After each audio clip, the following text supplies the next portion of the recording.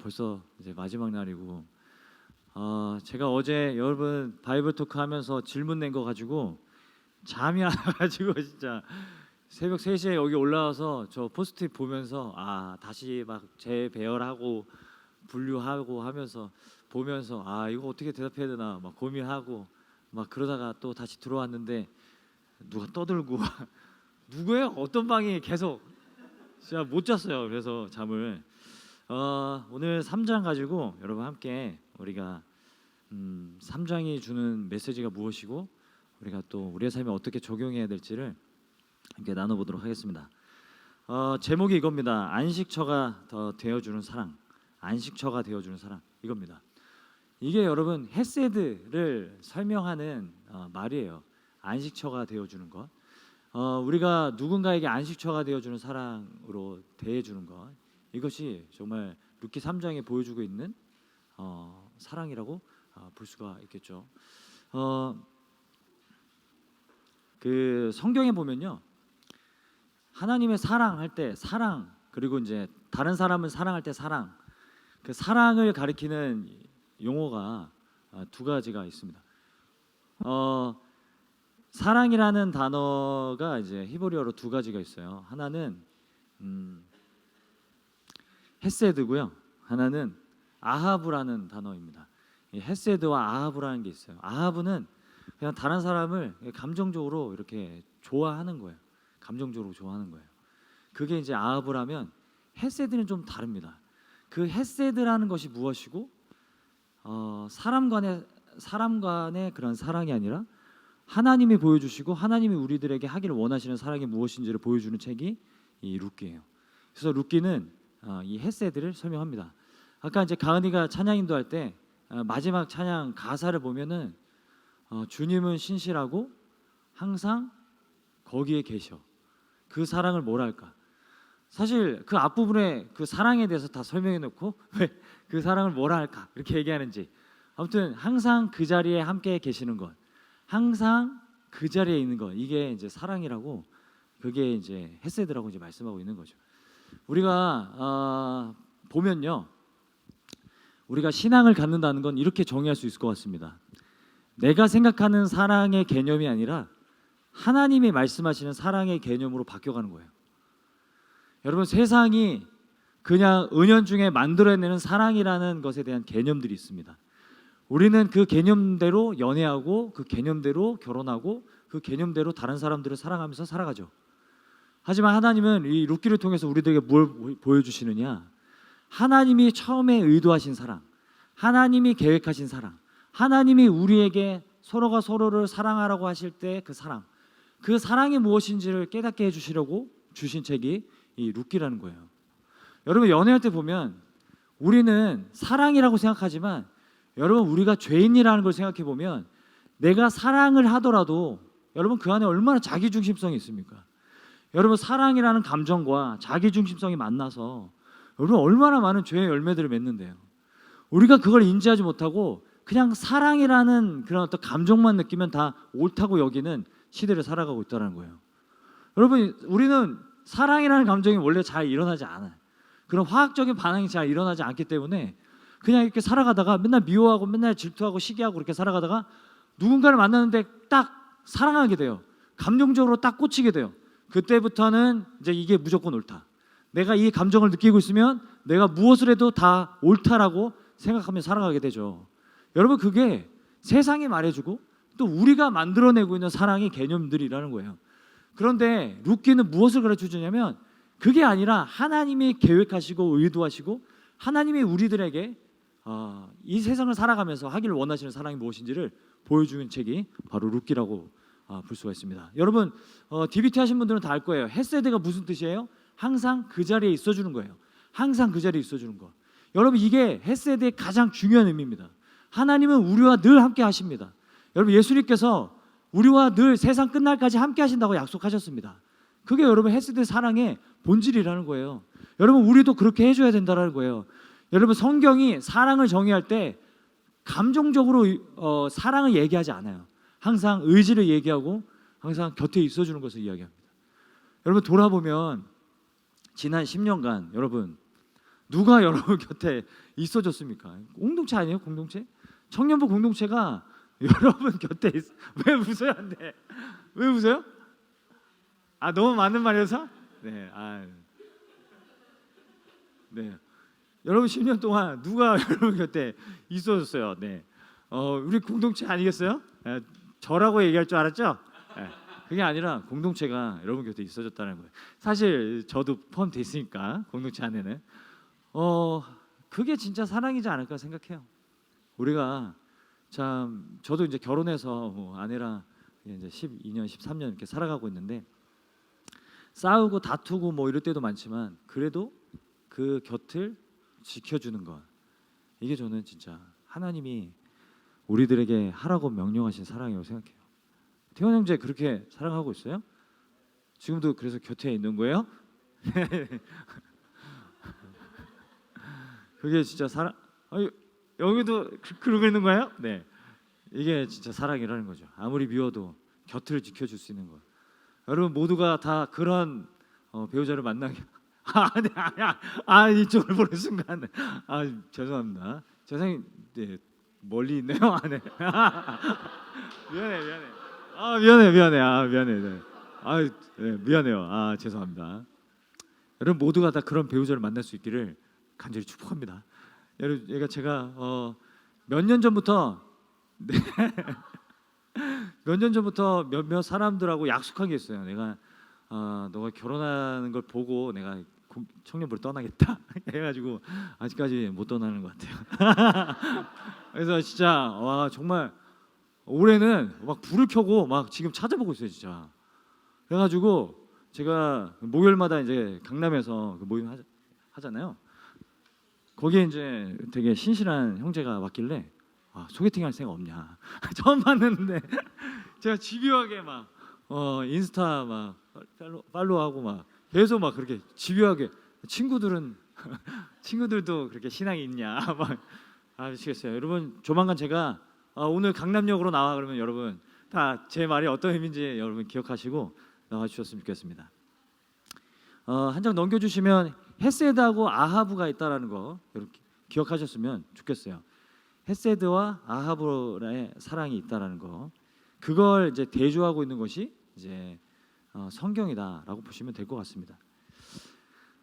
그래서 한 번 더 넘겨주세요. 여러분 안식처라고 할 때 이 안식이라는 의미가 두 가지가 있습니다. 안식이라는 단어가 히브리어 두 가지가 있는데 하나는 샤바트고요. 너희가 안식일을 거룩히 여겨 지켜라. 그게 샤바트고요. 그리고 오늘 룻기에서 나오는 단어들은 다 누하흐입니다. 누하흐. 근데 이 의미가 조금 달라요. 하나님이 너희는 안식하라 할 때 그 안식은요 멈추라는 거예요. 열심히 살아가지만 열심히 열망을 가고 살아가지만 멈추라고 말씀하시는 것이 안식의 의미예요. 샤바트예요. 근데 룻기에 나오는 안식의 의미는 다 누하입니다. 오늘 1절에서 나오미가 룻에게 뭐라고 얘기하죠? 우리 1절을 한번 읽어보도록 하겠습니다. 우리 1절 같이 한 번 더 읽겠습니다. 시작.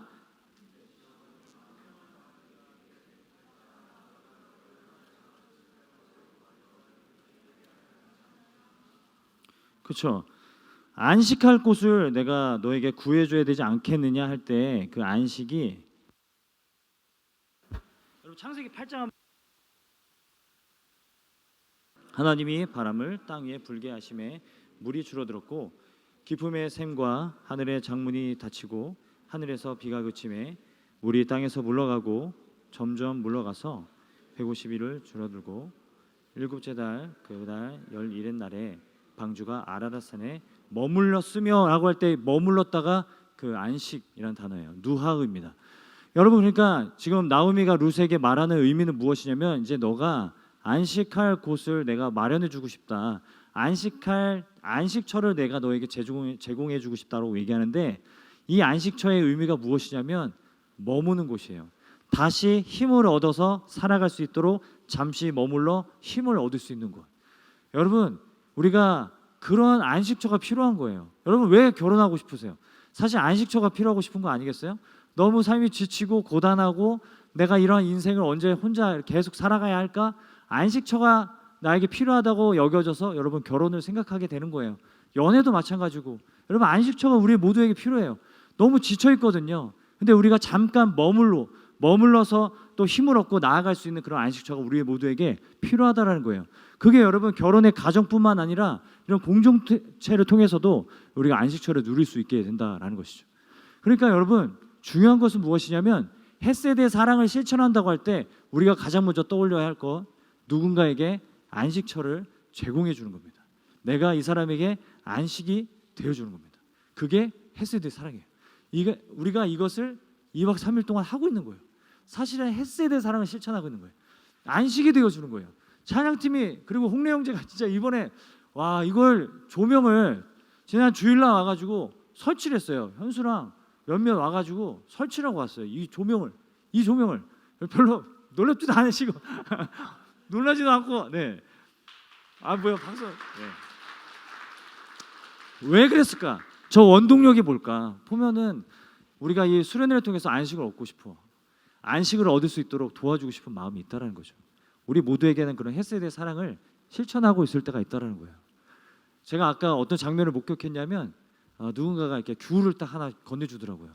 물론 그 귤은 이제 식당에서 가져온 귤이겠지만 그 귤을 하나 딱 전해주면서 안식이 되어주고 싶은 거죠. 우리 모두는 이런 감정들을 다 갖고 있어요. 안식이 되어주고 싶은 거. 그래서 여러분 두 사람하고 이렇게 좀 바라보면서 이렇게 한번 얘기해 보겠습니다. 제가 여러분이 좀 졸 것 같아가지고 중간중간에 누가 졸기 시작하면 제가 이렇게 뭔가 미션을 드리겠습니다. 둘씩 좀 짝을 한번 지어볼까요? 둘씩 이렇게 둘씩 둘둘둘둘 한번 찍어보세요. 자 둘둘둘. 자 한번 얘기해 보는 겁니다. 어제 우리가 워크숍 했던 것처럼 한번 얘기해 보는 겁니다. 내가 가장 안식을 얻고 있다라고 느끼는 그 순간을 한번 떠올리면서 얘기해 보세요. 내가 진짜 참된 쉼을 얻고 안식을 누리고 있구나. 그렇게 느껴지는 순간을 한번 떠올리고 얘기해 보세요.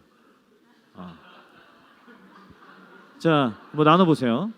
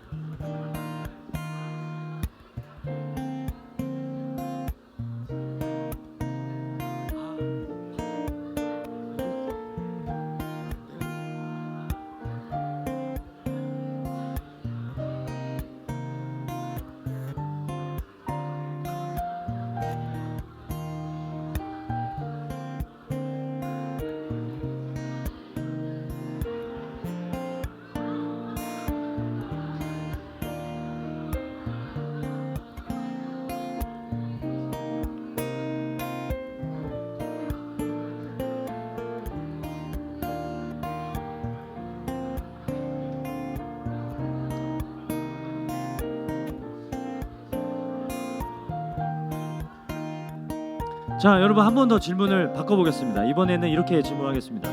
왜 나는 지금 안식하지 못하고 있나? 왜 나는 안식을 누리지 못하고 있나? 저는 여기 수련회 너무 좋은데요. 이런 얘기 하지 마시고 나는 왜 안식을 누리지 못하고 내 삶에 왜 안식을 지금 누리지 못하고 있나? 나눠보겠습니다.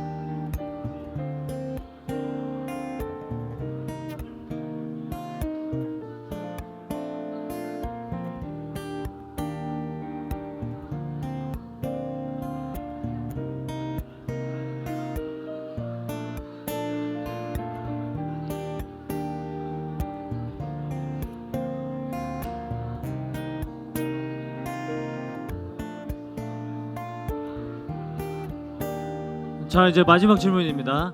그럼 내가 어떻게 해줬으면 좋겠어? 모르겠어. 그럼 내가 어떻게 해줬으면 좋겠어? 그럼 내가 어떻게 해줬으면 좋겠어? 너가 안식할 수 있도록 내가 어떻게 해줬으면 좋겠어? 뭐 천국에 보내줄게 뭐 이런 거 하지 말고.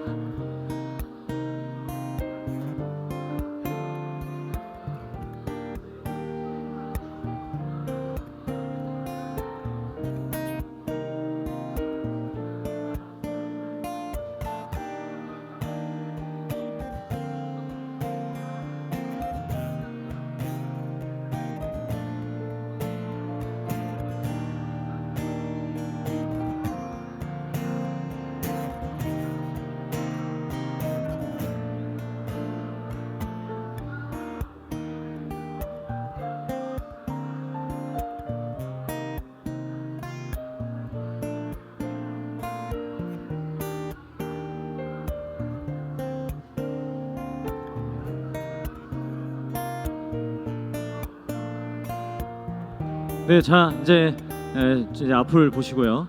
네, 이제 저를 보시면 됩니다. 자, 여러분 성경을 보면 창세기에서 하나님의 안식을 하십니다. 그 다음에 내가 안식하였으니 너희도 안식하라고 말씀하시죠. 그 다음에 그 안식일을 거룩히 지켜라라는 그 계명을 주시죠. 그 다음에 이스라엘 백성들이 가나안 땅에 가서 안식일을 지키려고 하는데 안식이 찾아오지 않습니다. 근데 여호수아를 통해서 하나님이 가나안 땅을 정복하게 하시고 안식을 주십니다. 그 장면이 어디에 나오냐면요. 여호수아서인데요. 여호수아서 한번 찾아보겠습니다. 여호수아서 22장 4절인데 한번 여기 한번 찾아보죠. 여호수아서 22장 4절입니다. 자, 여호수아서 22장 4절을 우리 같이 한번 읽겠습니다. 시작. 이제는 너희의 하나님 여호와께서 이미 말씀하신 대로 너희 형제에게 안식을 주셨으니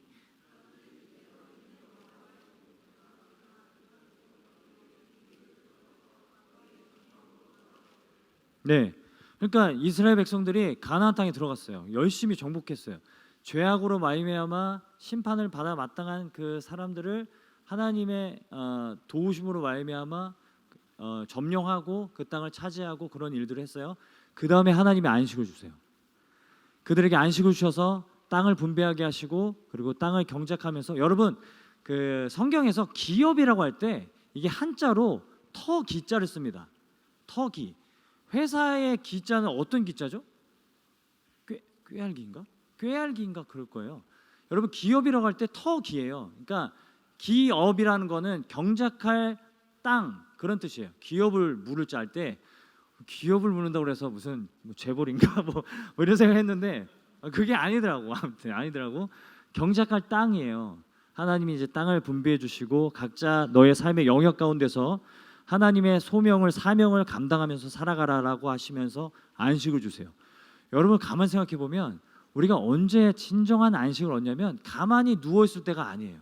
가만히 누워 있는 사람도 뭔가 더 안식하고 싶다는 생각이 들어요. 제가 휴가를 가면 막 이제 항상 이제 애들이랑 바닷가를 가잖아요. 바닷가에서 애들은 물에 한 시간 놀아주고 저는 이제 모래사장에 와서 이제 모래 덮고 이렇게 누워 있습니다. 그러면 정말 생각만 해도 좀 너무 행복한데 그런데 누워 있으면서도 뭔가 여기서 더 안식하고 싶다는 생각이 들어요. 뭐 죽고 싶다는 얘기는 아니에요. 뭔가 더 마음에 어떤 그 안식을 얻고 싶다는 생각이 들어요. 근데 여러분 제가 언제 가장 큰 안식을 최근에 누렸는가를 생각해 보면 어젯밤이에요. 어젯밤에 우리는 주의 움직이는 교회 할 때 미칠 줄 알았어요. 진짜. 아니 여기가 내가 아는 충격교회가 맞나? 뭐 이런 생각이 들어요. 아니 제가 10년을 사역했는데 저는 어떤 생각까지 했냐면 여기 무너지는 거 아니겠지? 라는 생각도 했어요. 여기 천장이 무너지는 거 아니겠지? 이거 부실공사 아니겠지? 라는 생각도 했어요. 뭐 그 정도로 막 저 뭐 피곤하고 막 그 흥분이 막 안 가라앉아가지고 막 괜히 막 어슬렁어슬렁 막 걸어다니고 집에 갈까 말까 하다가 다시 막 시끄러워서 막 잠 못 자고 계속 그러고 있는데 저는 뭔가 이 내면의 안식을 누리고 있다는 생각을 하게 되는 거예요. 하나님이 여호수아 시대에 안식을 주셨어요. 그리고 사사기가 나오죠. 저 뒤에 보면 누가 이제 왜 사사기와 열왕기상 사이에 룻기가 있냐고 딱 전곡을 찌르는 질문을 딱 해주셨는데 누군지 모르겠는데 혹시 질문하신 분 있나요 여기? 없구나. 네. 손 안 드셔도 됩니다. 아무튼 자 여호수아서가 끝나고 사사기가 시작되잖아요. 사사기에는 안식이라는 말이 한 번도 등장하지 않습니다. 그러니까 그만큼 왜 안식하지 못했는가를 보면 여러분 사사기에도요 평안했다라는 말이 계속 나와요. 하나님 평안하게 하셨다는 얘기는 계속 나와요. 안식이 없었어요. 왜 그럴까요? 여러분 우리가 안식하지 못하는 이유는 무엇이냐면 죄성입니다. 자기중심성이에요. 그러니까 못돼 처먹어가지고 모래사장에 누워 있으면서도 안식하지 못하는, 뭔가 내가 이 세상의 주인이 되어야만 내가 안식을 누릴 수 있을 것 같은 마음, 내가 내 삶의 완전한 주인이 되어야만 안식을 누릴 수 있을 것 같은 마음, 그런 죄성이 있는 한 여러분 우리가 안식할 수 없어요. 여러분 우리가 아무리 고급 풀빌라 가서 막 들어가가지고 막 수영하면서 막 아이스 아메리카노 마시면서 그러면 너무 행복하죠. 너무 행복해. 근데 네, 며칠 지나면 더 행복하죠. 네, 아무튼 그렇지만 그럴 수 없죠. 그래서 괜히 그걸 생각한 저는 지금 굉장히 불편하죠. 그러니까 여러분 우리는 이 죄성 때문에 사실 안식을 누리지 못하는 거예요. 그래서 진정한 안식을 누릴 수 있게 해주는 것은 사실 내가 줄 수 없습니다. 옆에 사람에게 내가 줄 수 없어요. 너를 좀 안식하게 해줄게. 뭐 잠을 재우고 막 초크 날려 뭐 기절시키고 이런 거 아닌 이상 여러분 안식을 우리가 줄 수 있는 방법이 없어요. 이것은 하나님이 하셔야 되는 일이에요. 여러분 진정한 안식처가 되어주는 건 사실 하나님을 전하고 이 사람이 하나님을 믿고 신뢰하며 살아갈 수 있도록 도와주고 이끌어주는 것이 진정한 안식처가 되어준 거라는 거죠.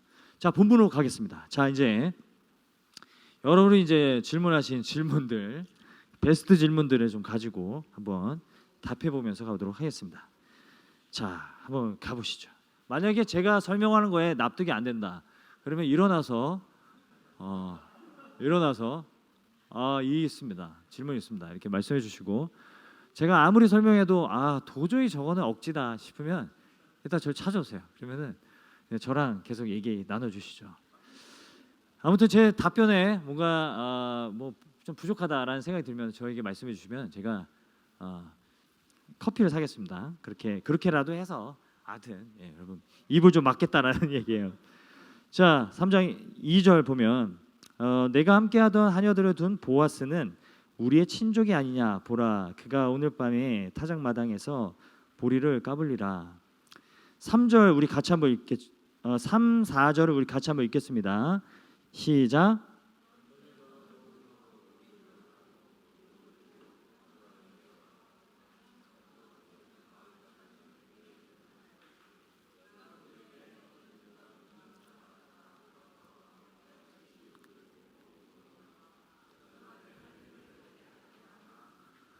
여러분 이제 나오미가 룻에게 이제 명령을 하죠. 너는 보아스에게 가라 이렇게 얘기를 해요. 여러분 사실 나오미의 마음에는 얼마나 순수한 동기가 있습니까? 순수한 마음이 있습니까? 이 사람에게 안식이 되어주고 싶은 거예요. 저도 여러분 진짜 여러분 한 사람 한 사람에게 정말 안식이 되어주고 싶어서 막 정말 쩔쩔매요. 어떻게 하면 안식이 되어줄 수 있을까? 그걸 고민해요. 여러분 제가 최근에 드라마를 하나 보고 있습니다. 그게 뭐냐면 나의 아저씨예요. 나의 아저씨 보고 있는데 왜 이렇게 눈물이 나? 진짜 현대판 룻기가 아닌가 막 이런 생각도 하면서 근데 진짜 와 정말 명언이 하나 있었어요. 뭐냐면 이거 지안 편안함에 일어난다. 이성균이 마지막에 그렇게 얘기하는데 야 이건 진짜 복음이다 막 이런 생각을 했어요. 와 여러분 진짜 우리가 이런 이게 진짜 헤세드의 사랑이 아닌가라는 생각을 했어요. 우리가 이런 사랑을 우리가 전하고 좀 나눌 수 있으면 세상이 얼마나 더 밝아질까라는 생각을 했습니다. 편안함에 이르렀나. 정말 그 드라마를 보면서 제가 어떤 생각을 했냐면 이렇게 살 수 있을까 우리가 이런 사랑을 전해줄 수 있을까. 여러분 그 드라마 한번 나중에 한번 꼭 보셨으면 좋겠어요. 우리가 누군가에게 그러한 평안을 전하고 그리고 안식처가 되어주는 삶을 살아가는 거야. 이게 저는 하나님이 우리들에게 보여주시는 헤세드라고 생각해요. 근데 문제가 생겨요. 나오미가 룻에게 명령하는데 이게 좀 심각합니다. 자 여기서부터 보겠습니다. 3절에 보면 너는 목욕하고 기름 바르고 의복을 입고 타작마당에 내려가라고 그래요. 그리고 보아스 발치 이불을 들고 거기 누우라고 얘기해요. 여러분 이거를 그냥 쉽게 쉽게 말하면 풀 메이크업하고 남이 자고 있는 데 가서 이불 같이 덮고 누우라는 얘기입니다. 여러분 이거는요 좀 더 과격하게 얘기해 보면 그냥 풀 메이크업하고 너 좋아하는 남자한테 가서 보아스한테 가서 원나잇 하자고 하라는 거예요. 이게 진짜 이게 룻기를 이게 원문으로 보면 더 적나라한데 굉장히 다 성적인 표현이에요. 그러니까 나오미가 진짜 이 룻기를 보면 어떤 거를 우리가 느끼게 되냐면 나오미는 좀 너무 무리수를 던져. 근데 이 바보같이 룻은 다 순종해. 근데 바보같이 순종하는데 왜 항상 선한 결과가 일어나나? 여러분 이걸 만약에 룻이 그냥 바보같이 그냥 따랐으면 어떤 일이 일어났을까? 이거 진짜 위험한 조언이거든요. 목사님 제가 좋아하는 자매가 있는데요. 적용할 만한 말씀이 없을까요? 이 말씀을 적용할 수가 없어요. 제가 진짜 만약에 요즘 그 초등부에서 룻기를 하더라고. 그러니까 소연이가 질문하는 거야 언제. 이거 뭐냐고. 아빠 이거 뭐냐고. 이거 왜 이렇게 하냐고.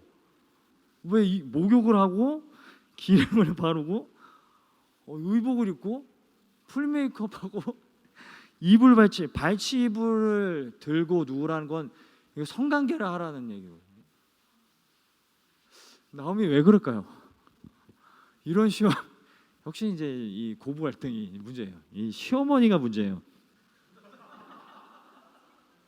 그리고 그가 내 할 일을 내게 알게 하리라. 이거는 진짜 어떻게 설명해야 될지 모르겠지만 일단 거기까지 하면은 이제 보아스가 알아서 할 거라고 그런 내용입니다. 제가 처음에 사실 그 강사님들에게 뒷부분을 좀 부탁을 드렸거든요. 근데 3장은 좀 어려워하시더라고. 근데 제가 봐도 어려웠고 큰일 났어요. 지금 질문들이 쌓여 있는데 어떻게 대답해야 될지 모르겠어. 근데 룻기 3장은 룻기에 관한 책이나 어떤 그 주석서를 봐도 다루는 내용이 되게 짧습니다. 그냥 후다닥 넘어가는 것 같아요. 자, 여러분께 한번 질문을 드려보겠습니다. 여러분 이 나오미의 말이 정말 동기는 순수하잖아요. 근데 방법은 옳지 않잖아요. 이래도 되는 걸까요? 우리 삶에 순수한 동기고 순수한 목적인데 방법이 옳지 않아. 방법이 막 선을 넘어. 여러분 뭐 아무리 좋게 생각을 해봐도 어떻게 자고 있는데 와가지고 이불을 이것도 너무 비매너예요. 자고 있는데 이불을 왜 저도 아내랑 잘 때 아내가 이불을 이렇게 막 끌고 가면 되게 열받거든요. 이건 비매너예요. 발치 이불을 왜 그걸 들고 거기 누우라고 왜 발밑에 자라는 거예요. 여러분 순수한 동기인데 방법이 틀렸을 때 우리는 그것을 순종해야 하는가? 여러분 만약에 이런 상황에서 여러분은 어떻게 결정하시겠습니까? 이걸 한번 나눠볼 텐데요. 잠깐 한번 나눠보겠습니다. 내가 룻이 되어보는 거예요. 나오미가 그렇게 명령을 했어요. 나는 어떻게 할까? 나는 어떻게 할까? 어떻게? 그러니까 나오미의 말에도 순종하면서 어떻게 지혜롭게 처신할 수 있을까를 한번 그냥 여러분 머리 굴리지 마시고 한번 그냥 생각나는 대로 한번 얘기해 보겠습니다. 자, 중요한 질문이 있습니다. 여러분 중요한 질문이 있습니다. 나오미가 왜 룻에게 이러한 요구를 했을까요? 나오미는 율법을 알고 하나님 백성이에요. 나오미가 왜 룻에게 이러한 요구를 했을까요? 왜 이런 명령을 했을까요? 왜 그랬을까요? 윤석아 왜 이런 요구를 했을까요? 나오미가 룻에게 가서 풀 메이크업하고 가서 누구라고?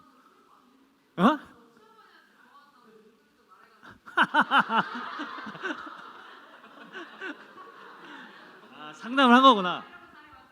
상담을 한 거구나. 좋아하는 남자가 있다. 나이가 좀 있다. 야, 자리를 만져라. 네, 그렇죠. 네. 여러분 진짜 이게 이해가 안 됐어요. 저는 왜 나오미가 이렇게 요구를 하는가. 일단 알 수 있는 게 뭐냐면 그 당시 사회적인 분위기가 이랬습니다. 이게 굉장히 자연스러운 일이었다는 거예요. 너무 막 정죄하고 들어갈 게 아니라 그 당시에는 사회가 다 그랬다는 거예요.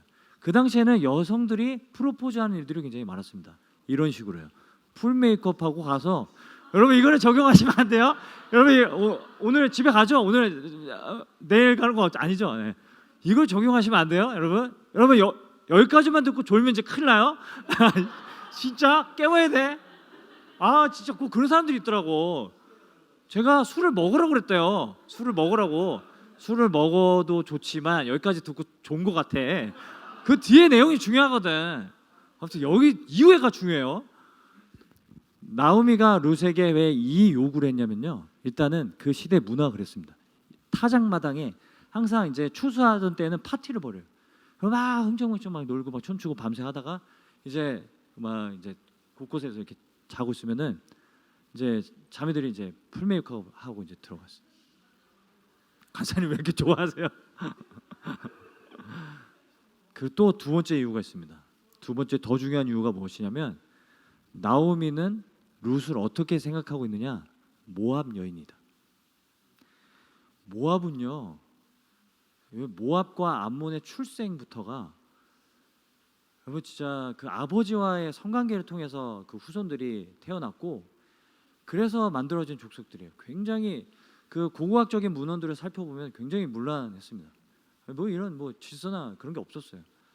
그냥 당시에 로마 시대처럼 그냥 어떤 그런 사랑의 감정을 느끼면 무조건 그냥 그렇게 그 사람이 뭐 유부남이고 유부녀고 뭐 다 떠나서 뭐 그렇게 그냥 프로포즈를 하고 그렇게. 여러분 1세기 로마 시대 때는요. 사실 저는 지금보다 로마 시대가 더 음란했다고 생각을 해요. 왜냐하면 그때는 이런 감정이 올라오는데 성관계를 안 하는 걸 되게 이상하게 여겼어요. 수련을 하다가도 막 지금 마음에 드는데 그러면은 막 그런 수준이었다고 하더라고요. 그러니까 지금 나오면 룻을 어떻게 보고 있느냐? 모압 여인이라고 약간 무시하고 있는 겁니다. 모압 여인이니까 그렇게 할 수 있을 거라고 생각하는 거예요. 근데 여기서부터 룻의 믿음이 드러납니다. 여기가 진짜 기가 막힌 대목이에요. 기가 막혀요, 진짜. 이거 룻기를 좀 누가 영화로 좀 만들어, 드라마로 동용제가 좀 그렇게 하면 안 될 만들고 있다고요? 잘 생각해 보세요. 무조건 순종하면 안 되는 거예요. 네. 나오미가 그랬다고 막 무조건 막 하면 안 되는 거예요. 자, 여기서부터 룻의 믿음이 드러나기 시작해요. 여기가 사실 저는 룻기의 클라이막스인데 같이 한번 읽어보겠습니다. 자, 5절부터 우리 같이 한번 읽어보죠. 5절을 읽겠습니다. 시작. 룻이 시어머니에게 이르되 어머니 말씀대로. 야, 적극적인 순종을 여기서 얘기해요. 왜냐하면 이렇게 말할 수밖에 없었던 게 뭐냐면 처음에 뭐라고 그랬어요? 어머니 하나님이 나의 하나님이 되고 나의 하나님이 어머니의 하나님이 될 것입니다. 내가 어머니를 따라갈 것입니다라고 말했고 어머니께 순종하겠습니다라고 말하고 따라왔기 때문에 그럴 수는 없습니다. 어머니 저를 뭘로 보시고 저를 뭐 이렇게 할 수 없는 상황이라는 거예요. 이렇게 얘기하죠. 그리고 나아가요. 6절입니다. 6절. 그가 타작마당에 내려가서 시어머니의 명령대로 다 하니라. 여기까지 보면 아이고야 진짜 그러면 안 되는데. 여러분 선한 목적을 가지고 있어도 방법이 틀리면 하지 말아야 되는 거예요. 그렇죠? 여러분 이 시대가 이렇게 은근히 부패한 이유가 뭐냐면 다 선한 목적이에요. 여러분 다 선한 목적이지 뭐. 여러분 진짜 제가 요즘 꽂혀 있는 게 뭐냐면 저희 아이들 주변에 지금 학원 9개, 10개, 11개 다니는 아이들이 있어요. 엄마가 신용카드를 준대. 신용카드로 밥 사 먹고. 놀래네요. 놀래는구나. 신용카드에 놀래는 거죠? 신용카드를 준다는 거예요. 엄마가 신용카드를 주고 이걸로 밥 사 먹고 다 해라. 그리고 저녁에 들어온다는 거예요. 건민이 친구가. 건민이는 태권도 하나만 다니는데 그런다는 거예요. 여러분 목적은 다 선하겠죠. 근데 방법이 여러분 선을 넘고 방법이 제멋대로면 나중에 그거에 대한 뒷감당은 내가 해야 됩니다. 선한 목적이면 뭐예요? 여러분 우리가 선한 목적이고 선한 동기라는 것 안에는 방법도 포함되어 있지 않을까요? 여러분 그게 진정한 선 아닐까요? 저는 우리가 심정 중심 사회를 살고 있기 때문에 내 마음이 더 중요하고 내 진심이면 무조건 다 해도 된다라는 사회를 살고 있기 때문에 이게 더 문제가 된다고 생각합니다. 근데 중요한 건 무엇이냐면 여러분 선한 목적도 중요하지만 방법도 선해야 그걸 진정한 선한 일이라고 할 수 있는 거예요. 근데 룻이 이렇게 다 순종하는데 어떻게 하냐면 7절 같이 읽겠습니다. 시작.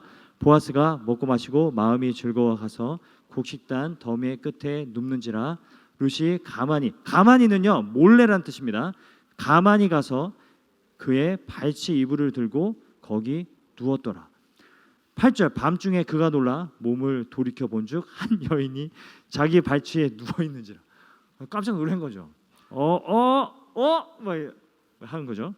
9절 이르되 내가 누구냐 하니 대답하되 나는 당신의 여종 루시오니 당신의 옷자락을 펴 당신의 여종을 덮으소서 이는 당신이 기업을 물을 자가 됨이니이다 하니. 여러분 9절에서요 룻의 믿음이 룻의 신앙이 드러나는 단어가 있습니다. 여러분 그게 뭔지를 여러분 한번 찾아보셨으면 좋겠어요. 다시 한번 읽을게요. 한번 읽으면서 한번 찾아보세요. 룻의 신앙이 드러나는 단어가 하나가 있습니다. 그게 뭘까요? 같이 한번 읽겠습니다. 시작. 이르되 내가 누구냐 하니 대답하되 나는 당신의 여종 루시오니 당신의 옷자락을 펴 당신의 여종을 덮으소서 이는 당신이 기업을 물을 자가 됨이니이다 하니. 여러분 뭘까요? 여러분 옷자락 또 여종. 여종이라고 고백할 수 있는 것. 옷자락. 왜 그런지 물어봐도 돼요? 태훈아 너무 궁금한데. 네, 알겠습니다. 네, 알겠습니다. 또 뭐가 있을까요? 또 기업 물을 자. 여러분 여기서 여종이라고 고백한 거는 이게 최고로 상대방을 높이는 그런 존칭의 의미예요. 그리고 옷자락은요 이게 카나프라는 히브리어인데 옷자락이라는 단어가 룻기에 한 번 더 쓰였습니다. 그게 어디냐면요 주제 말씀이에요. 2장 12절 주제 말씀이 나옵니다. 주제 말씀 2장 12절을 우리 같이 한번 읽겠습니다. 시작. 여호와께서 내가 행한 일에 보답하시기를 원하며 이스라엘의 하나님 여호와께서 그의 날개 아래 보호를 받으러 온 내게 온전한 상 주시기를 원하노라 하는지라. 여기서의 날개가 옷자락과 같은 단어예요. 당신의 날개로 날 덮으소서. 당신의 날개. 날개? 날개로 날 덮으소서. 여러분 하나님의 보호를 받으러 온 너에게 하나님께서 은혜 베푸시기를 원하노라. 보아스의 말에 지금 룻이 이렇게 얘기하는 거죠. 당신의 날개로 날 덮으소서. 당신의 날개. 이 날개라는 그 단어의 의미는 자기를 보호해달라는 그런 의미가 담겨져 있어요. 그러니까 날 보호해 주세요. 내가 이렇게 지금 어렵고 힘들고 곤란한 상황 가운데 있지만 나를 보호해 주세요. 이 얘기를 하고 있는 거죠. 근데 룻이 뭐라고 얘기하냐면 기업을 물을 자가 됨이니이다 이렇게 얘기해요. 당신이 나의 기업 물을 자입니다라고 얘기하는데 이건 모함 여인이 할 수 있는 고백이 아니에요. 여러분 율법 잘 알이에요. 너무 잘하는 거야. 지금 어머니는 뭐라고 얘기하냐면 넌 가서 그냥 풀 메이크업하고 옆에 누워 있어. 그러면 돼. 이렇게 얘기하는데 룻은 자신의 곤란한 상황 가운데서 어떻게 하냐면 말씀에 던집니다. 자신의 무모함을 말씀에 던지고 하나님 진리 안에 던져버린다라는 거예요. 그래서 하나님 말씀에 기업 물을 자라는 율법이 있어요. 기업을 물러서 그러니까 이제 형제가 죽었을 때 그러니까 예를 들어서 제가 죽으면 제 아내와 제 아이들을 누가 책임져야 하냐면 제 동생이 책임져야 돼요. 그게 여러분 기업 물을 자의 의미예요. 고엘이에요. 고엘의 의미예요. 영어로 리디머죠. 리디머가 되어줘야 한다라는 율법이 있어요. 여러분 이 율법을 지켜주세요라고 얘기하고 있는 거예요. 지금 룻의 이 대답이 기가 막힌 거죠. 율법에 나와 있는 하나님의 말씀을 이루어주세요. 이렇게 고백하고 있는 거예요. 당신의 날개로 나를 덮어주시고 당신의 보호를 받길 원합니다. 그리고 하나님의 말씀에 있는 그 율법을 지켜주세요 라고 얘기하고 있는 거예요. 여러분 제가 한번 질문을 드릴게요. 룻이 왜 나오미를 따라왔을까? 누가 그런 질문을 했더라고. 룻이 왜 나오미를 따라왔을까? 룻은 도대체 나오미가 어떤 사람이었길래 나오미를 따라서 베들레헴으로 왔을까? 그 중요한 이유가 무엇이냐면 이 룻기를 통해서 드러나는 게 뭐냐면 당시에 하나님의 의도하신 바이기도 한데 여러분 이스라엘 백성들이 이방으로 많이 퍼졌습니다. 기근으로 인해서 많이 퍼졌습니다. 그래서 요셉이 이제 애굽으로 가기도 했죠. 그렇게 많이 퍼져 있었어요. 근데 그곳에 가서서 그들은 율법을 기억하고 율법을 다른 사람들에게 말해주고 했어요. 룻이 무엇에 반응해서 하나님에 대한 믿음을 이렇게 갖게 되었는가를 보면 율법에 반응했다는 거예요. 율법이 주는 매력이 있었다는 거예요. 하나님의 말씀이 주는 매력이 있었다는 거예요. 그 대표적인 게 뭐예요? 이삭 줍는 거예요. 여러분 레위기 19장을 보면요. 레위기 19장 여기 한번 중요하니까 찾아보겠습니다. 레위기 19장 한번 보겠습니다. 레위기 19장. 자, 레위기 19장 9절입니다. 레위기 19장 9절. 9절 10절을 우리 같이 한번 읽도록 하겠습니다. 같이 한번 읽을게요. 시작. 너희가 너희 땅에서 곡식 거둘 때 너희 밭 모퉁이까지 다 거두지 말고 내 떨어진 이삭도 줍지 말며 내 포도원의 열매를 다 따지 말며 내 포도원에 떨어진 열매도 줍지 말고 가나안 사람과 거류민을 위하여 버려두라. 나는 너의 하나님 여호와니라. 그러니까 여러분 추수할 때 이렇게 밭을 막 베다가 모퉁이에 이제 얼마가 남았어요. 그걸 모르고 이제 갔어요. 근데 다시 돌아와서 그걸 배에서 가지 말라는 거예요. 남겨두라는 거예요. 열매를 따다가 몇 개가 포도 몇 개가 남았어. 따지 말라는 거예요. 가난한 자들과 나그네들을 위해서 남겨두라는 율법의 말씀이 있는 거예요. 여러분 룻이 무엇에 계속 하나님을 찾아가고 하나님에 대한 매력을 느끼냐면 이 율법 안에서 느낀다라는 거예요. 그 당시에 여러분 많은 이방인들이 하나님께로 돌아오는 일들이 있었는데 다 어떤 계기를 통해서 돌아오게 되었는가, 하나님께로 오게 되었는가, 율법이 주는 매력이 있었다는 거예요. 여러분 저희 집 근처에 그 찹쌀 도너츠 가게가 있어요. 거기 이제 아저씨가 이제 장사를 열심히 하고 계시는데 제 이제 큰딸 이제 소연이가 일주일 용돈이 2,000원이에요. 근데 2,000원인데 거기 찹쌀 도너츠 3개 600원씩 해서 1,800원입니다. 근데 애가 2,000원을 어디에 쓰는가 봤더니 토요일 날 가서 거기에 이제 가가지고 지갑에서 이제 자기 용돈을 꺼내가지고 찹쌀 도너츠 3개만 주세요. 그래가지고 찹쌀 도너츠 3개를 사와가지고 동생들이랑 나눠 먹는 거예요. 근데 어느 날 보니까 6개를 가져온 거예요. 6개를 보는데 3개는 정상적이고 3개는 좀 이렇게 터져 있어. 그러니까 아저씨가 터진 거 만들다가 터진 걸 줬대. 아, 이걸 보았어. 근데 더 기가 막힌 게 뭐냐면 9개, 10개를 가지고 온 날도 있어. 저는 어떤 생각을 하게 됐냐면 그 아저씨가 일부러 터뜨린다. 소연이가 엄마가 이제 생일 선물 지갑을 사줬는데 지갑 위에 이제 동전으로 이렇게 가지고 가가지고 1,800원 꺼내가지고 사오는데 아저씨가 뭔가 짠했나 봐요. 어렵구나. 이걸로 이제 한 끼 끼니를 때워야 되는 거 아닌가. 지추 일부러 터뜨리는 거죠. 만들다가 아이고 터졌네. 아이고 계속 터지네. 계속 터져. 막 떨어집니다. 여러분 이게 이제 이삭 줍기의 그 율법에 대한 내용의 의미라는 거예요. 모퉁이를 남겨두는 거예요. 여러분의 삶에 모퉁이를 남겨두실 필요가 있어요. 저는 이제 연말에 되면 제 통장, 저희도 제 통장 뭐 가족 공용 아내 통장이 가족 공용 통장이고 저는 이제 용돈을 받아 쓰는 통장인데 제 연말에 제 잔고에 남은 금액은 다 이제 다른 사람을 돕거나 이제 헌금을 하는데 제가 사역을 하고 나서부터는 이제 헌금하지 않고 이제 다른 사람들에게 다 이제 나눠줘요. 그 얼마가 남든지 연말에 딱 봐서 그래서 제가 막 12월 되면 막 부랴부랴 막 쓰는 게 아니라 좀 남겨둬요. 그걸 이제 다른 사람에게 누구에게 막 보내주고 해요. 그런 일을 하는데 여러분 그걸 좀 많이 남겨놓을 수 있는 게 여러분 우리의 삶에 모퉁이를 남겨두는 일이에요. 여러분 율법을 잘 보면 레위기 안에 정말 하나님의 헤세에 대해 사랑이 담겨져 있어. 근데 그것 중에 하나가 이 고엘이라는 거예요. 기업을 물을 수 있다라는 거예요. 그래서 찾아와서 뭐라고 얘기하냐면 기업을 무르는 자가 되어주세요. 나의 리디머가 되어주세요라고 얘기하는 거예요.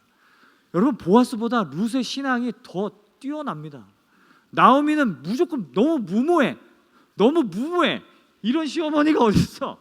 너무 무모한데 그 무모함을 룻은 말씀으로 던져버려요. 그리고 보아스는 그것을 합력해서 선을 이루어 갑니다. 이게 룻기의 내용이라는 거예요.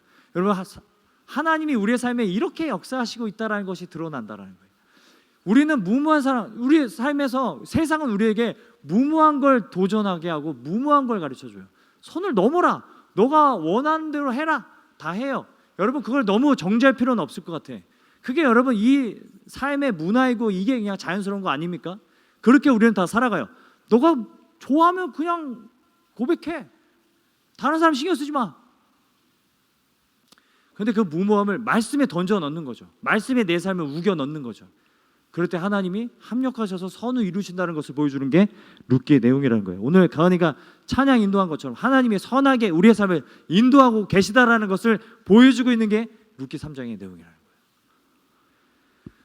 여러분 이게 있습니다. 헤세드는 진리를 함께 기뻐하는 것입니다. 진리를 함께 기뻐할 수 있는 것. 이게 하나님이 우리가 우리의 삶에서 누리기 원하시는 사랑의 모습이라는 거예요. 여러분 누군가 하나님의 사랑을 함께 나누고 싶으면 진리를 함께 기뻐할 수 있는 그런 동역자들을 만날 수 있었으면 좋겠어요. 여러분의 가정뿐만 아니라 여러분의 동역자와 함께 진리를 기뻐할 수 있었으면 좋겠어요. 그냥 만나서 그냥 너 진심이면 그냥 그대로 해. 너 하고 싶은 대로 다 해. 뭐 이렇게 얘기하는 게 아니라 진리를 기뻐할 수 있는 그런 동역자들을 만나고 그런 동역자들이 여러분이 되어 주셨으면 좋겠습니다. 자, 고린도전서 13장 4절부터 8절 말씀인데요. 같이 한번 읽겠습니다. 시작. 사랑은 오래 참고 사랑은 온유하며 시기하지 아니하며 사랑은 자랑하지 아니하며 교만하지 아니하며 무례히 행하지 아니하며 자기의 유익을 구하지 아니하며 성내지 아니하며 악한 것을 생각하지 아니하며 불의를 기뻐하지 아니하며 진리와 함께 기뻐하고 모든 것을 참으며 모든 것을 믿으며 모든 것을 바라며 모든 것을 견디느니라. 여러분 여기에 감정적인 게 하나도 없습니다. 사랑은 그냥 곁에 있어주는 것, 곁에 있어주는 것, 진리를 함께 기뻐해 줄 수 있는 것, 진리를 향해 살아가기를 서로 도전해 줄 수 있는 것, 이렇게 살아가 보자라고 서로 권면해 줄 수 있는 게 헤세드의 사랑이라고 말씀하고 있다라는 거예요. 룻의 이제 프로포즈를 보게 되면 지원군이 되어 달라는 이야기입니다. 여러분 성경에 돕는 배필이라는 단어가 나오잖아요. 여러분 돕는 배필이라는 단어는요, 이게 어떤 뜻이냐면 군사적인 용어예요. 하나님이 남자가 이제 혼자 사는 것을 기뻐하지 아니하시고 이제 여자를 만들어서 이제 만나게 하시죠. 돕는 배필을 내가 지어서 너에게 붙여주길 원한다라고 말씀하시는데, 이 돕는 배필이라는 단어가 군사적인 용어예요. 적군들로 인해서 내가 밀리고 있을 때 지원군으로 오는 것, 이게 돕는 배필의 의미예요. 그러니까 돕는 배필은요 나보다 더 우월한 그런 개념을 갖고 있어요. 돕는 배필이라는 단어가 쓰이는 곳이 다른 성경에는 다 하나님을 묘사할 때 돕는 배필이라고 말씀하세요. 주는 나의 도움이시오 할 때 그게 돕는 배필의 의미예요. 에제르, 에벤에셀 있죠. 도움의 돌. 에벤, 돌. 에셀, 도움의 돌. 그 도움이라고 할 때 그게 지원군이 되어주는 것, 군사적인 지원군이 되어주는 것, 그 의미라는 거예요. 룻이 이제 보아스에게 요구하는 게 이것이라고 이제 말씀하고 있다는 거죠. 자, 룻기 이제 보면 계속해서 보겠습니다. 보아스의 말이, 여기 이제 질문한 분이 있는데 이런 질문을 했어요. 보아스가 처음 내가 베푼 인애가 처음보다 나중에 더 하다고 했는데 그러면 처음 베푼 인애는 무엇입니까? 라고 얘기를 했거든요. 우리 10절을 한번 읽어보도록 하겠습니다. 10절입니다. 시작. 그가 이르되 내 딸아 여호와께서 내게 복 주시기를 원하노라. 내가 가난하건 부하건 젊은 자를 따르지 아니하였으니 내가 베푼 인애가 처음보다 나중이 더하도다. 여러분 여기서 궁금한 게 두 가지가 있는데요. 뭐냐면 하나는 너가 가난하건 부하건 젊은 자를 따르지 아니하였다. 나를 택해줬구나. 이런 의미일까요? 그런 의미가 아니라는 거죠. 너가 가난하건 부하건 젊은 자를 따르지 아니하였다라는 걸 내가 알고 있다. 내가 베푼 인애가 처음보다 나중에 더 크다. 여기서 인애가요 헤세드입니다. 너가 베푼 헤세드가 처음보다 나중에 더 크다. 자, 질문. 룻이 베푼 헤세드가 뭐가 있었을까요? 보아스에게 헤세드를 베푼 적이 있나요? 그러면 이 헤세드는 누구를 향해서 베푼 헤세드인 걸까요? 나오미입니다. 나오미에게 베푼 헤세드가 이전보다 지금이 더 크다고 얘기하는 거예요. 자, 두 가지 단서가 있습니다. 첫 번째, 너가 나오미를 위해서 베풀고 있는 헤세드가 처음보다 지금이 더 크다. 두 번째, 너가 가난하건 부하건 젊은 사람을 따르지 않아야했다는 걸 난 알고 있다. 자, 이 보아스의 말의 의미가 뭘까요? 보아스의 말의 의미가 뭘까요? 무엇이냐면 보아스는 지금 룻의 그 신앙을 보고 있는 거예요. 룻의 이 고백이, 나의 귀한 무릇자가 되어주세요, 이 고백이 보아스가 보기에도 너가 그냥 외로워서, 그냥 너가 그냥 남자가 필요해서, 너가 그냥 단순히 그냥 결혼이라는 게 하고 싶어서 이 고백을 한 거라고 생각하지 않는다라는 의미입니다. 너는 지금 나오미를 살리려고 하고 있다. 여러분, 룻기가 이 헤세드이고 이게 은혜가 되는 게 뭐냐면, 룻은 결혼이 하고 싶었던 게 아니에요. 룻은 나오미를 살리고 싶었던 거예요. 정말 하나님을 사랑하는 사람이었는데, 하나님을 정말 따르는 사람이었는데, 남편이 죽고 그 자식들 다 죽고 정말 불쌍하게 살아가는데, 하나님을 사랑하는 사람인데 하나님 어찌 저 사람에게 저럴 수 있을까? 정말 살아있으나 죽은 것처럼 살아가고 있는 나오미를 어떻게든 살려보려고 룻이 나서서 하나님의 말씀에 기업 무리자가 있구나. 여러분, 처음부터 룻이 이삭 줍는 게 율법에 있다는 걸 알고 있습니다. 먼저 얘기해요, 나오미에게. 어머니, 제가 이삭을 죽으러 갈게요. 여러분, 율법을 다 알고 있어요.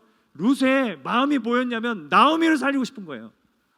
정말 한때는 정말 하나님을 사랑했던 나오미, 율법을 사랑하고 하나님을 사랑하고 하나님 백성들을 사랑했던 나오미, 그 나오미를 좀 살려보려고. 그리고 그 죽은 자들, 나오미의 남편과 나오미의 아들 말론과 기럨, 그 사람들의 삶을, 내가 그 사람들의 이름을 내가 세우고 싶다. 여러분, 이거는 그냥 로맨스 이야기가 아니라는 거예요. 이거 말도 안 되는 얘기예요. 룻이라는 모함 여인이 와가지고는 그 베들레헴, 영적으로 무기력하고 영적으로 율법은 알고 있지만, 율법은 잘 알고 있지만, 하나님의 말씀을 잘 알고 있지만 정작 하나님의 사랑을 누리지 못하고 있는 사람들에게 여러분, 경각심을 일으키고 그 베들레헴을 다 뒤집어 놓는 결정을 하는 게 룻의 신앙이고 룻의 고백이라는 거예요.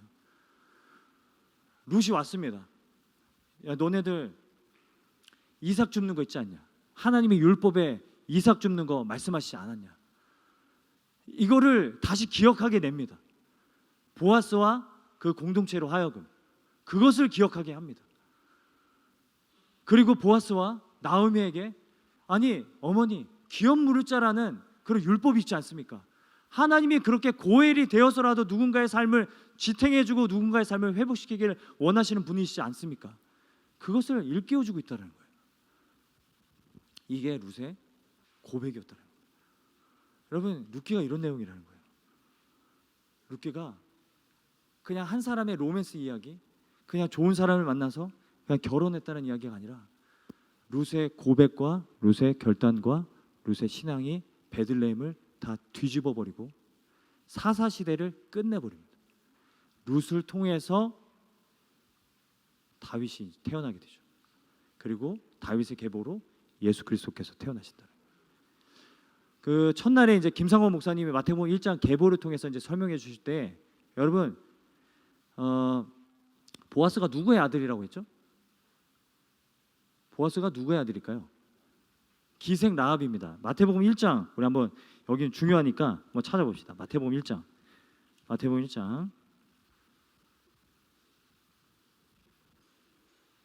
5절, 1장 5절입니다. 마태복음 1장 5절을 우리 같이 한번 읽겠습니다. 시작.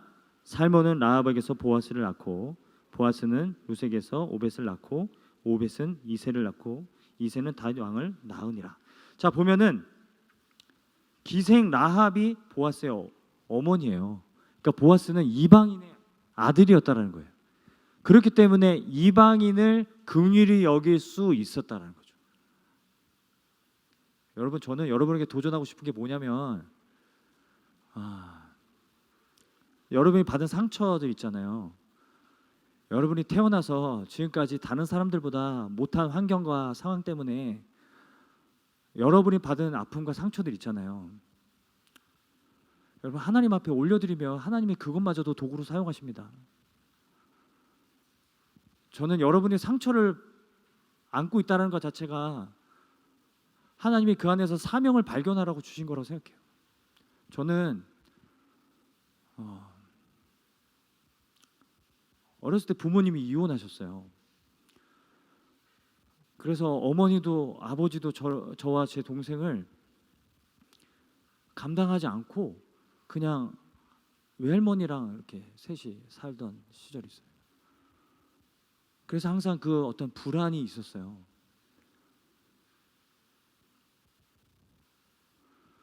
제가 아내랑 결혼하고 아내가 유산한 것도 저에게 너무 큰 상처였습니다. 정말 하나님을 떠나려고 했다라니까요.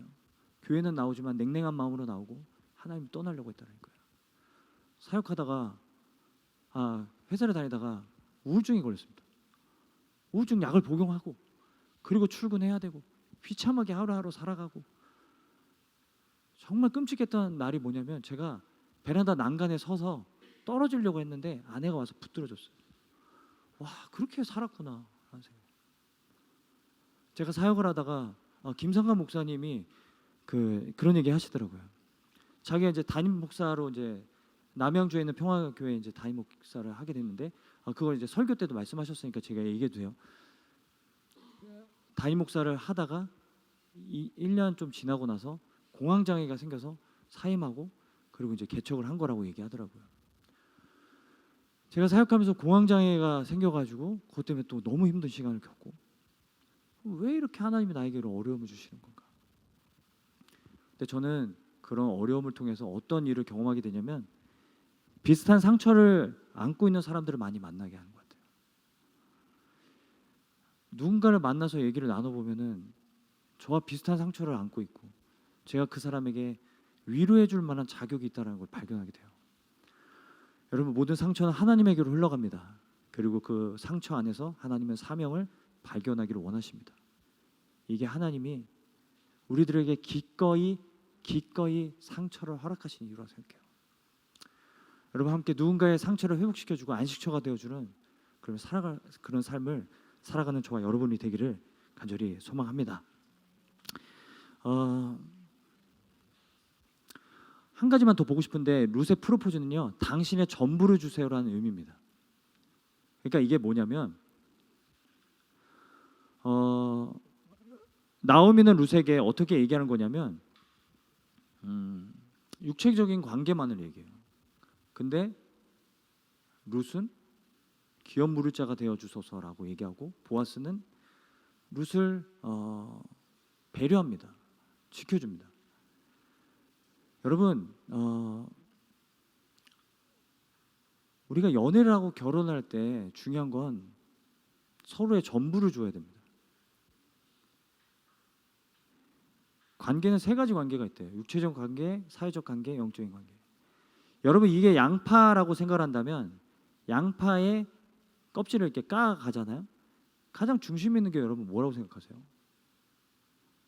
육체적 관계입니다. 하나님은 그거를 원하십니다. 그렇게 하기를 원하시는데 그게 우리를 괴롭히려고 해서가 아니라 그럴 때 영적인 관계가 쌓여져 있고 그 다음에 사회적인 관계로 우리가 묶여져 있고 그 다음에 육적인 관계를 누릴 때 우리가 진정한 그 평안과 안식과 기쁨을 육체적 관계 안에서 누릴 수 있도록 하나님이 설계하셨다라는 거예요. 저 많은 사람들이 그 기독교 변증을 하면서 자주 묻는 질문이 뭐냐면 목사님 말씀대로 살아가고 뭐 혼준순결 뭐 이런 걸 지키며 살아갈 때 이게 너무 손해 보는 것 같고 그리고 너무 죄책감과 정죄감을 받는 것 같다라고 얘기하는 분들이 많아요. 근데 제가 그냥 짧게 두 가지만 말씀드리면 첫 번째는 여러분 혼전순결은 사실 기독교 산물이 아닙니다. 이걸 분명히 여러분 이해하셔야 돼요. 혼전순결이라는 그 개념은 기독교의 산물이 아니라는 거. 혼전순결이라는 개념은 자기중심성이 만들어낸 산물이에요.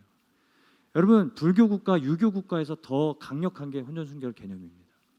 그리고 종교가 없는 사회 안에서도 강요되고 있었던 게 혼전순결입니다. 특히 여자들에게 더 많이 강조가 됐죠. 기독교는 이렇게 얘기한다고 생각해요. 유교가 말하는 혼전순결과 기독교가 말하는 혼전순결을 제가 비교한다면 이렇게 정의할 것 같아요. 유교적인 혼전순결은 일생에 지켜야 되는 기회가 단 한 번 있습니다. 일생에 지켜야 되는 기회가 단 한 번 있어요. 기회는 한 번뿐이라는 거예요. 기독교가 말하는 혼전 순결이란 매일 지켜가야 하는 것입니다. 실패했더라도 다시 지켜가야 되는 기회가 주어지는 것입니다. 그게 저는 기독교가 말하는 혼전 순결이라고 생각해요. 여러분 예수님께서 너희가 여자를 보고 음욕을 품는 자마다 이미 마음에 간음하였느니라고 말씀할 때 바리새인들에게 하신 말씀이에요. 그래서 여러분 결혼을 이미 한 사람들에게도 말씀하시는 거예요. 여러분 혼전 순결도 중요하지만 혼후 순결도 중요하고 매일매일의 삶의 순결이 중요해요. 매일매일 내가 그 순결을 지켜가는 것을 하나님 원하시는데 여러분 그런 관계 안에서 우리는 진정한 안식을 누릴 수 있게 하셨다라는 거예요. 그런 얘기를 많이 들었어요. 목사님 그냥 말씀대로 살아갈 때 너무 손해보는 것 같아요. 세상 친구들은 다 그냥 원나잇하고 그냥 다 그렇게 살아가는데 저는 이 순결을 지켜가는 게 너무 힘든 것 같고 그리고 이것을 내가 참으며 인내하는 게 너무 힘들어요 라고 얘기해요. 그런데 저는 그 사람이 경험하지 못한 게 하나 있다고 생각해요. 여기서 그 사람은 세상 사람들이 경험하지 못하는 게 하나 있다고 생각해요. 진정한 하나님이 의도하신 육체적 관계, 성적인 친밀함 안에서 누리는 참된 안식과 평안과 기쁨을 그 사람은 맛보지 못하고 있다고 생각을 합니다. 여러분 이렇게 좀 비유해요. 여러분 그냥 우리가 이 땅을 살아가면서 그냥 가벼운 성적인 친밀함을 추구하는 것은 그냥 바닷가에 갔는데 그냥 모래사장 안에서만 그냥 물 이렇게 조금 들어오는 데 안에서만 노는 것이라고 생각해요. 근데 여러분 더 깊은 바다로 나아가 본 적은 없는 거죠. 제가 진짜 여러분께 저는 어떤 사명이 있냐면 여러분이 지난날에 어떤 삶을 살아도 상관없어요. 그거는 여러분 우리를 하나님께서 새로운 피조물로 우리를 부르셨기 때문에 이전 것은 상관없어요. 여러분 매일매일 여러분 하나님 앞에 순결함을 지켜며 나아갈 때 여러분 그리고 어떤 영적인 그런 관계와 그리고 사회적인 관계 안에 보호를 받은 육체적 관계 안에서 하나님이 의도하시고 하나님이 주고자 하시는 기쁨을 누릴 수 있다고 저는 확신합니다. 여러분 그 은혜가 있기를 원해요. 여러분 그렇게 살아갈 수 있게 되기를 소망합니다. 이게 하나님의 본심이라는 거예요. 여러분과 저를 괴롭히려고 하나님이 그렇게 말씀하시는 것이 아니라 하나님의 본심은 여기 있다. 우리에게 더 깊은 안식과 기쁨을 누리게 하기를 원하신다는 거 기억하셨으면 좋겠습니다. 저는 오늘도 저의 순결함을 지켜가라고 노력하고 있습니다. 저의 마음의 순결함을 지켜가려고 노력하고 있어요. 매일매일 주어지고 있다라는 것이죠. 내 이웃을 내 몸과 같이 사랑하라. 요즘 시대의 어떤 성적인 문화는 몸을 사랑하지 않습니다. 자신의 영혼은 사랑하지만 몸은 사랑하지 않아요. 이게 저는 문제라고 생각해요. 내가 마음이 기쁘면 내 몸은 내가 마음대로 사용할 수 있다라고 생각하는 것이 이 시대의 문화의 문제점이라고 생각을 합니다. 저는 자만추라고 처음에 들었을 때 포켓몬에 나오는 뭐 그런 캐릭터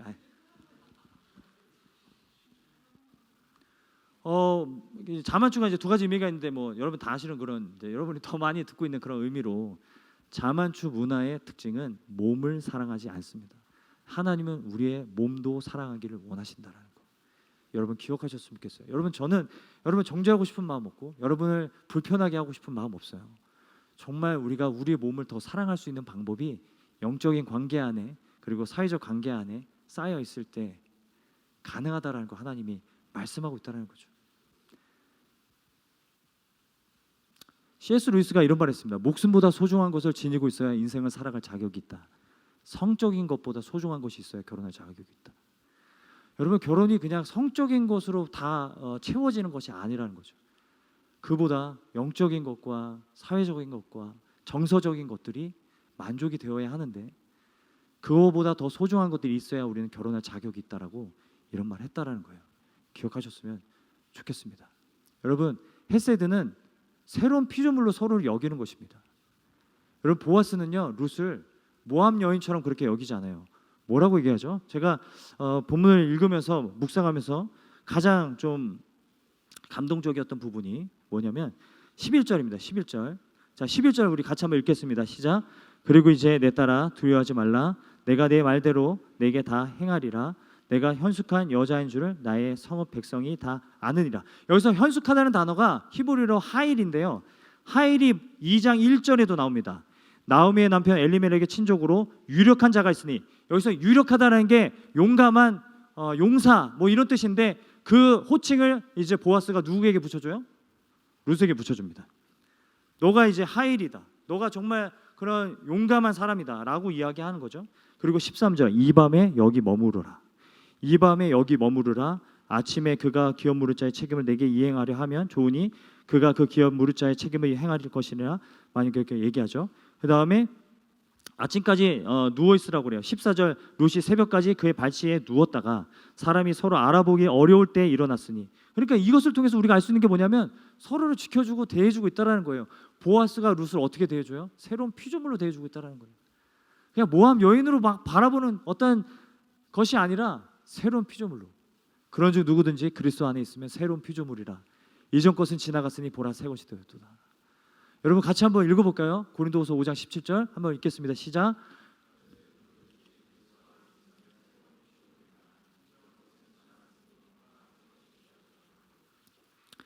아멘. 여러분 마지막으로 사랑은 무모함을 최선으로 바꿉니다. 이게 보아스가 하고 있는 일이에요. 여러분 누가 그 질문했어요. 왜 보리를 6번 룻에게 지어주고 성읍으로 들어갑니까? 라고 얘기를 해서 이 6번이 뭘까 한참 제가 생각을 했는데 여러분 이거는 어떤 뭐 주석책이나 이런 데도 나오지 않는 거예요. 그래서 그냥 성경 전체를 좀 묵상하고 히브리어로 좀 보면서 이럴 줄 알았으면 좀 그 주석을 좀 가지고 올까 이런 생각도 했었어요. 근데 여러분 6번을 되어 룻에게 지어주는 거, 여러분 이 6대가 지금의 단위로 환산해 보면은 18리터 정도 된다고 해요. 그 당시 사람이 한 번에 지고 갈 수 있는 정도였다고 해요. 그게 이제 보통 이제 학자들이 그렇게 이야기를 해서 이 6대는 어떤 의미가 있는 것이 아니라 그냥 사람이 한 여인이 짊어지고 갈 수 있는 정도를 주었다라고 그렇게 얘기를 해요. 근데 왜 6대일까요? 6이라는 숫자가 성경에서 어떻게 쓰이는지를 보면 6이라는 숫자가 어떤 의미죠? 불완전입니다. 불완전. 여러분 완전수가 7이잖아요. 6은 불완전을 가리킵니다. 그래서 보아스가 룻에게 6대를 주었다라는 것의 의미는 한 대는 반드시 내가 나중에 주겠다라는 그런 의미를 포함하고 있다는 거죠. 와, 이렇게 프로포즈를 하나 싶어요. 이거 반지를 별로 감동이 없네. 반지를 주는 거죠. 다이아는 어디 있어? 나중에 줄게. 반지가 왜 반쪽만 있어? 나중에 줄게. 차 키만 주고 차는 어디 있어? 나중에 줄게. 보아스가 이렇게 얘기를 해요. 그리고 18절 읽겠습니다. 18절 같이 읽겠습니다. 시작. 이에 시어머니가 이르되 내 딸아 이 사건이 어떻게 될지 알기까지 앉아 있으라. 그 사람이 오늘 이 일을 성취하기 전에는 쉬지 아니하리라 하니라. 여러분 여기서 보아스가 쉬지 않을 것이라고 얘기하는 것처럼 보이죠. 근데 원문을 보면 그냥 그가 쉬지 않으실 것이라고 얘기합니다. 그가 누굴까요? 하나님입니다. 여기서 드러나는 게 뭘까요? 나오미의 신앙이 회복되기 시작했다. 룻이 참 대단합니다. 나오미를 살리고 베들레헴을 뒤집어 놨어요. 여러분 남성 중심적인 그 사회 안에서, 남성 중심적으로 돌아가는 사회 안에서 룻이 하나님의 말씀에 의지해서 결코 남성 중심적인 사회를 하나님이 허락하시지 않았다라는 것을 드러내고 있는 것이 룻기예요. 그래서 룻기가 가지고 있는 신학적인 의미가 굉장히 중요하다는 거죠. 여러분 우리가 때로는 무모할 때가 있어요. 무모한 결정을 하고 무모하게 살아갈 때가 있어요. 하지만 그때마다 하나님이 우리의 삶에 최선으로 바꾸고 있다는 것을 우리가 잊지 않고 살아가기를 간절히 소망합니다. 로마서 8장 28절 말씀, 우리 너무 잘 아는 말씀인데 우리 함께 읽도록 하겠습니다. 시작.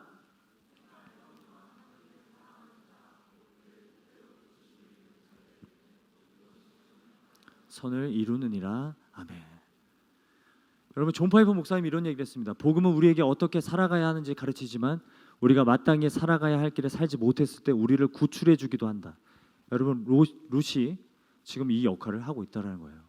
여러분 복음이 우리를 어떻게 살아가야 하는지만 가르쳐 주는 게 아니라 사실 복음이 우리들에게 주는 더 중요한 의미는 우리가 마땅한 삶을 살지 못하고 있을 때 우리를 계속해서 날마다 구출해 줄 수 있는 말씀이라는 거죠.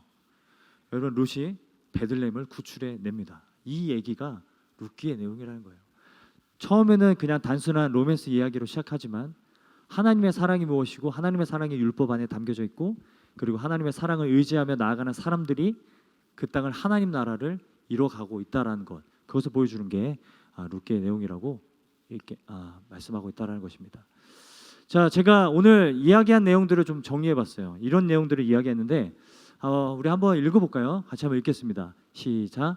사랑은 안식처가 되어주고 사랑은 진리를 기뻐하며 사랑은 지원군이 되어주고 사랑은 전부를 주며 사랑은 새로운 피조물로 대하며 사랑은 언제나 악을 선으로 바꿔간다. 신앙은 이 사랑을 보여주시는 분을 의지하는 것이다. 자, 여러분, 우리 이 시간에 마지막으로 한번 좀 나눠보겠습니다. 오늘 제가 이제 여러분께 이제 말씀드린 그 사랑에 대한 헤세드에 대한 그런 내용들 중에서 여러분이 좀 담고 가고 싶은 그 한 문장만 저기서 여러분 선택을 해서 여러분 그걸 가지고 한번 설명을 한번 해줍시다. 서로에게 설명을 해주면서 마무리할 수 있었으면 좋겠습니다. 자, 지금부터 제가 2분을 드릴 테니까요. 우리 같이 한번 나누도록 하겠습니다. 시작하겠습니다.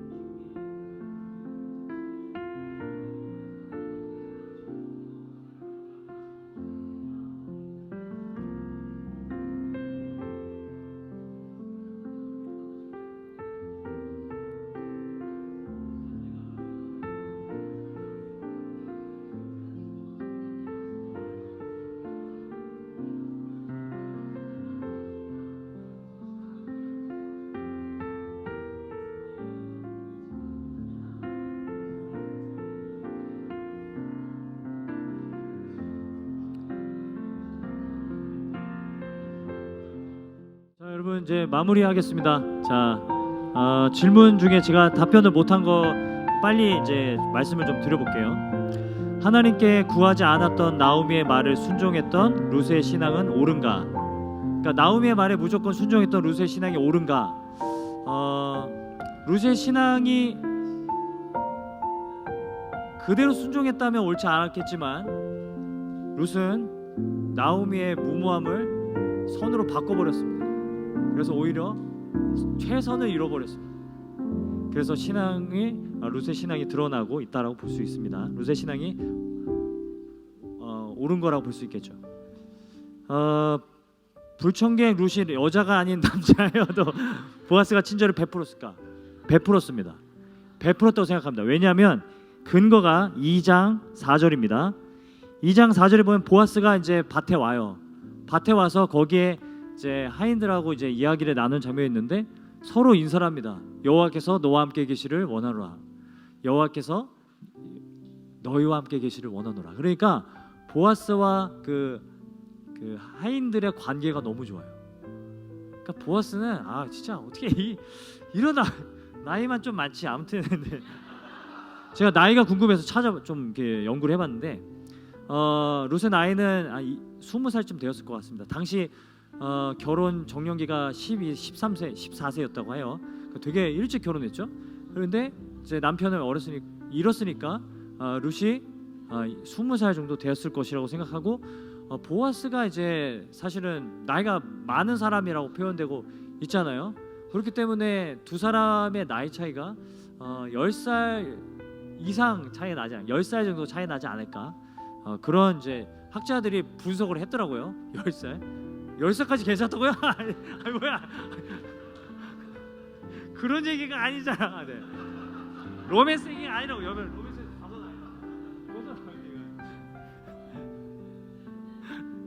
자, 보아스와 룻의 공동체가 되려면 우리는 무엇을 해야 될까?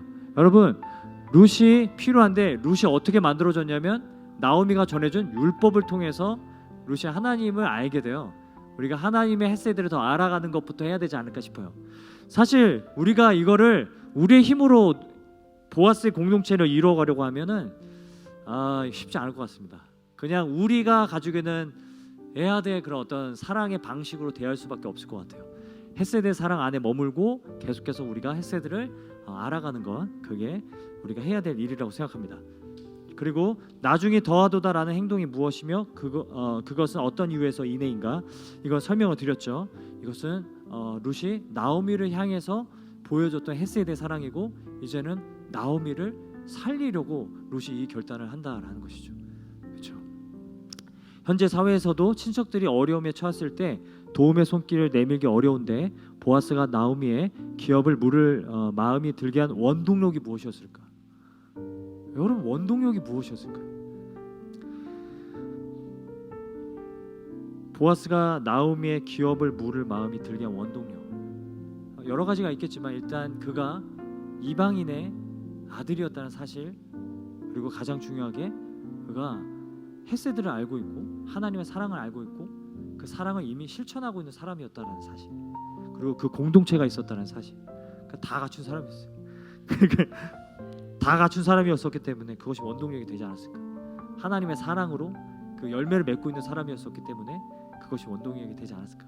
저는 처음에 하나님의 그 열매를 맺는 것은 어렵다고 생각하지만 열매를 맺어가면 더 많은 열매를 맺을 수 있다고 합니다. 예수님이 말씀하신 것처럼 너희가 나보다 더 큰 일도 하리라 라고 말씀하신 것처럼 우리가 하나님의 사랑 안에 잠겨있고 그 사랑을 배워가고 있을 때 그런 열매를 맺을 수 있다는 거죠.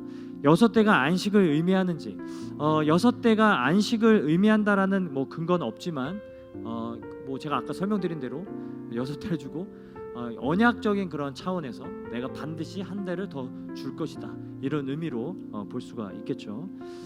기업 물을 자로서 보아스보다 더 가까운 사람이 있었는데 나오미가 룻을 보아스에게 보낸 이유가 무엇일까? 그건 어제 이제 목사님이 설명하신 것처럼 우연히 간 거죠. 하나님은 우연을 통해서 일하십니다. 우리의 삶에 우연으로 보여지는 일들을 하나님이 하나님의 섭리 가운데 이끌어 가시는 거죠. 여러분, 우리는 결정론자, 숙명론자들이 아니에요. 숙명론은 하나님이 모든 나의 결정, 모든 삶을 다 결정해 놓으셨다. 내가 무엇을 결정하든지 하나님이 원하시는 대로 살아갈 수밖에 없다라고 얘기하는 게 숙명론이라면, 여러분, 우리는 또 반대쪽에 뭐가 있냐면 자유의지. 다 우리가 결정하기 나름이다.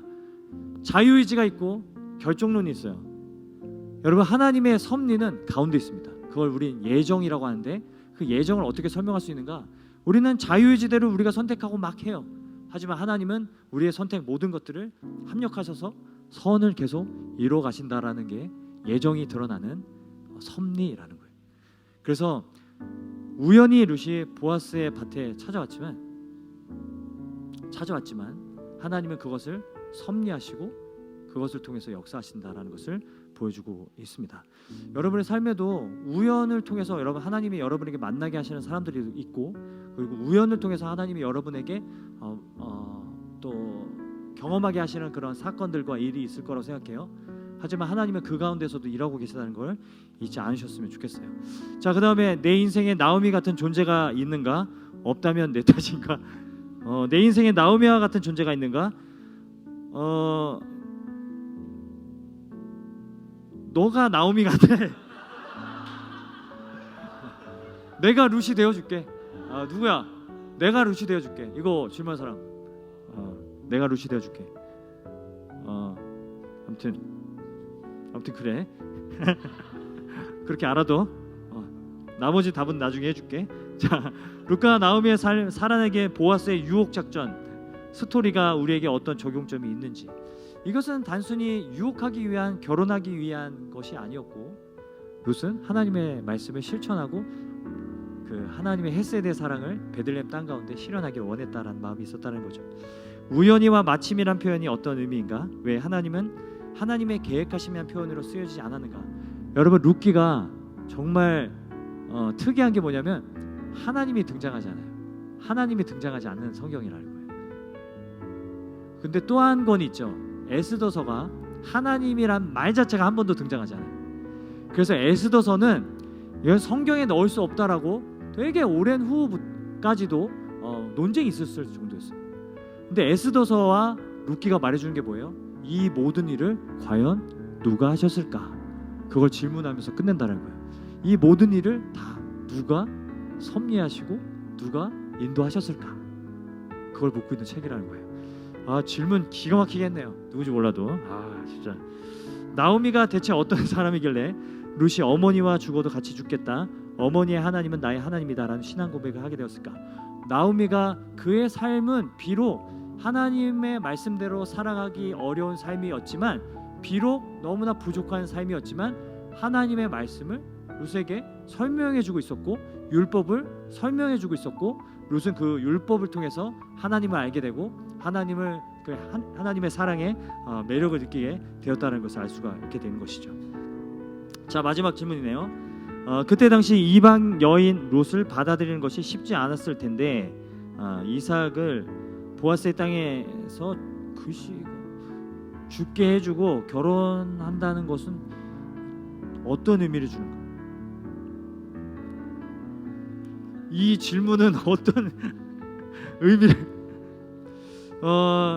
쉽지 않았겠죠. 이방 여인을 데리고 온다는 것 자체가 쉽지 않았겠죠. 하지만 하나님이 인도하시고 하나님의 섭리 가운데 있었고, 그리고 이삭을 보아스의 땅에서 죽게 해주는, 그리고 결혼하게 해주는 그 의미, 하나님의 율법에 담겨져 있던 그 메시지들이 다 성취되는 장면들이라는 거예요.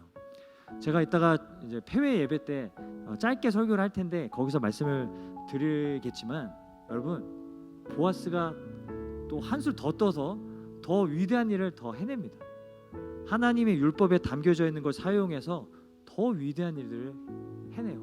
서로 하나님의 뜻을 발견해가고 서로 회복해주고 서로 편안함에 이를 수 있도록 도와주는 사람들, 이것이 룻기의 내용입니다. 그래서 여러분의 삶에 그런 은혜가 넘치고 헷세대 사랑이 넘치기를 소망합니다. 그래서 서로 안식처가 되어주고 서로 진리를 기뻐하고 서로의 지원군이 되어주고 전부를 주며 새로운 피조물로 서로를 대해주고 날마다 대해주고 언제나 악을 선으로 바꿔간다. 신앙은 이 사랑을 보여주신 분을 의지하는 것이다. 기억하셨으면 좋겠습니다.